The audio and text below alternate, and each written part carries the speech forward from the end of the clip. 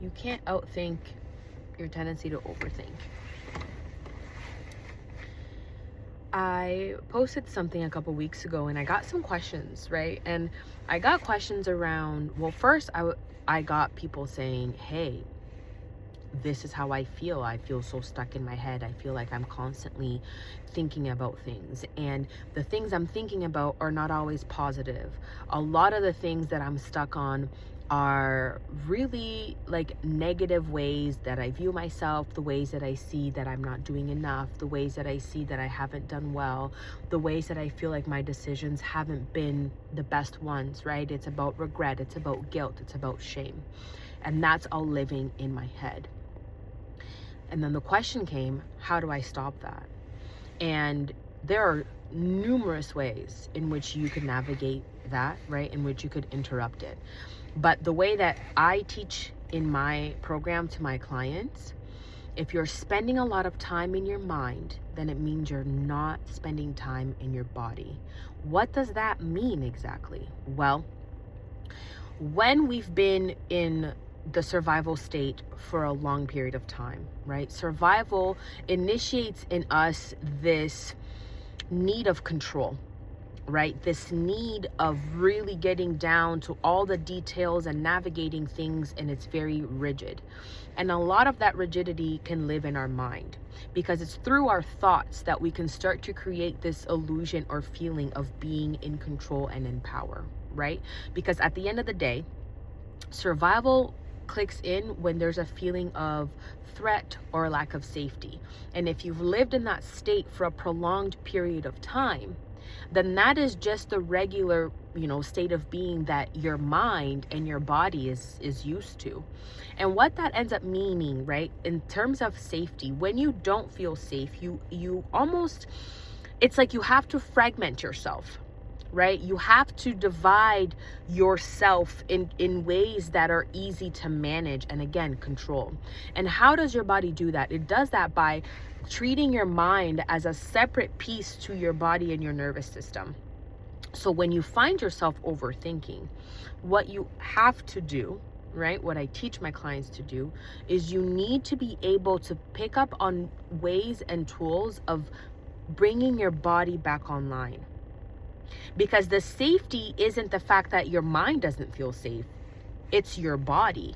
Your mind kicks into overdrive because it's looking to protect your body, your being, yourself, okay? And so when you find yourself spiraling, when you're finding yourself, having this response of going down a rabbit hole of thoughts, where now there's a delay in your response, there's a delay in you taking action, if you take any action, right? It can even lead to a place of complete inaction. When you're finding yourself in that moment, first you're gonna need to be able to identify what environments is this response coming up in? What situations is this coming up in? With who is this coming up in? Build awareness to your pattern of spiraling into your thoughts, okay? That is step one. Step two, you're gonna need to understand the why. There is always a reason. Your mind and your body and your system are so innately wise that the reason that they, click on these strategies or turn on these responses is for something. So you're going to have to build the understanding of why is it that when I'm around this person, this is happening, right? What is it that my body is feeling afraid of that now my mind needs to click in and start to protect me from, right? What am I trying to avoid? Am I trying to avoid abandonment? And am I trying to, keep connection? Am I looking to avoid embarrassment? Do I want to, am I looking to prove my worth, right? Am I feeling this pressure of being perfect so that I feel worthy? There's ample reasons, right? And each circumstance, each environment, each individual, each person is gonna bring out a reason, right? So it's understanding that. And now once you have that, because again, we're really good at thinking, so what we're not doing is getting caught in the loop of overthinking and building the awareness and understanding the why. The next thing is you're gonna need to interrupt it. And how do you interrupt it? You bring your body back online. How do you do that? There are many tools, so many. And the easiest one that we have access to 24/7 is our breath. And I know, right? What do you mean all I have to do is breathe? I breathe. Well, this is the thing. You breathe subconsciously. It's one of the functions that your body is doing all the time that you don't actually have to be mindful of. But now, understanding that, you can now understand that if you focus on your breath, then you're making it a conscious thing. And once you bring the responses, right, or the actions that happen subconsciously, and you bring your conscious awareness to it, then that's going to bring you back to the present. Because when you become aware of you breathing, you're actually going to focus on where are you breathing? Where is your breath going? And one of the exercises that I recommend to my clients, right, to my students, is really doing a grounding breath. And what that looks like is putting a hand on your chest and a hand on your belly. Okay? And you're going to focus on your breathing. You can even count. That even adds an extra layer of thinking, right? Of conscious awareness of your breath. So what you can do is put a hand on your chest, put a hand on your belly, and you're going to breathe into your belly. Because what happens when you're in the survival state, right, in the disconnected, fragmented state where your mind and your body are not talking to each other consciously, is your breath is likely going to be in your chest. It becomes more shallow. You hold a lot more tension. And again, these things happen subconsciously, right? It's not like your mind is saying, okay, hold this tension, only breathe to your chest. It's a natural response that is initiated because there's some perceived threat, right, that has been detected. So with a grounding breath, you're going to really focus on breathing into your belly, right? You're going to expand your belly out, okay? And then you're going to breathe into your chest, and then you're going to breathe out from your chest, and then you're going to squeeze all the breath out of your belly, okay? And you're going to count to 5. So you're going to count 5 breathing in, into your belly, into your chest, and then count to 5 breathing out. Breathe out from your chest and then from your belly. And do this a couple of times. And I really want to emphasize here, when you're in a state of like a trigger, right? Or you're in a state of feeling heightened, if you're at a 10, right, regulation is not coming down to a 0. If you're at a 10, it's about bringing that down, even if it's down to an 8, even if it's down to a 7. Because bringing it down from the state of being super heightened, you are giving yourself the opportunity to use more of your rational mind, your prefrontal cortex, right? Your rational mind to navigate that situation. Not to mention, the reason why I say that you can't positive mindset out of a dysregulated system. If you're in a state where your body is feeling like it's under threat, right? Now you're fragmenting. Your mind is doing what it's doing, like looping, freezing, whatever it's doing, and your body is offline. You can tell yourself all the things you want to say. You can be affirming in that moment. But to a state that is dysregulated, that won't do anything. Okay? And when I really started to see this in practice is through parenting, right? Through parenting my son. When I noticed that my son is having some sort of response, right, where it's more heightened, or I can see now he's dysregulated for whatever reason. I can't come in and try and correct him in that moment.